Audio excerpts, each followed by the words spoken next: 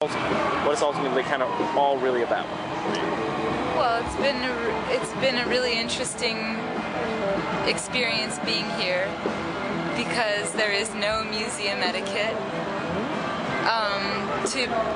As an artist or as art people, myself and all of the artists, we bring art to the public, and no matter how you try, or I should say from my past, I've never had the opportunity to bring art to this audience, maybe only in the sense of being myself as a human being and being that person who's always seen as interesting, either brilliant or weird or strange. So we experience it on a personal level, but to create an exhibition like this and allow the interface with the audience who just comes in and doesn't have an understanding that this is art, doesn't have that etiquette of do not touch or touch but with care. I mean, the whole goal has been to create an interactive installation exhibition where you can be a part of it. We want that.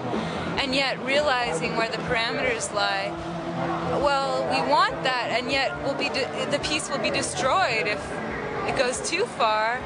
And so to learn essentially how to adapt to that energy, not to repress it. I think repressing it is, it could be okay if it means teaching people to care for something that they see that's beautiful or that has value. But at the same time as maybe sharing that knowledge to create art that can't be destroyed. I think that's really the most interesting challenge for curator and artist, to learn how to use that raw, pure energy that wants to come in and break through, touch it, know it. They want to be a part of it. I think that's beautiful. Now we're hurting for it a little bit in this exhibition because we weren't prepared. I didn't understand the intensity of that, but I think that's like weather or like nature. Just because it's not going your way doesn't mean it's not great.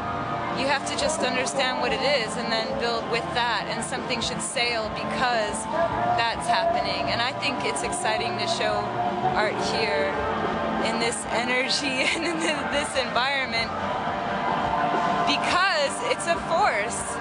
So all of what we do should set sail in this and should come alive because of it.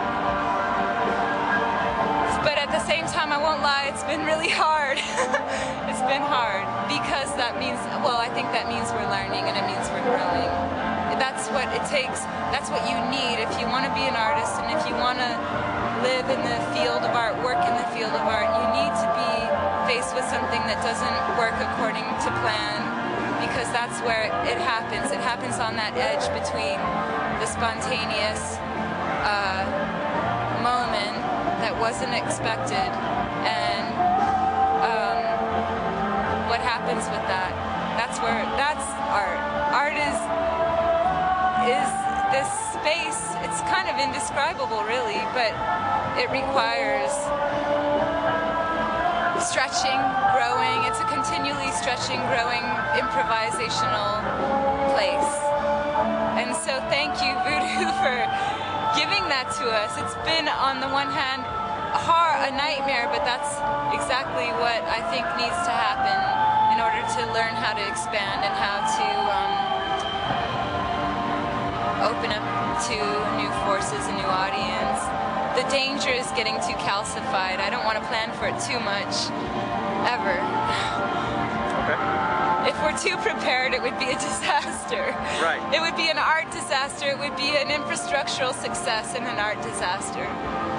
So there always needs to be a component of chaos. There has to be some component, and I mean, chaos is a loaded word. I wouldn't even use that, but just of the unknown, or of a place where you're discovering, where you're being challenged, where it's not going according to plan, but then yet you see something, and that's really great.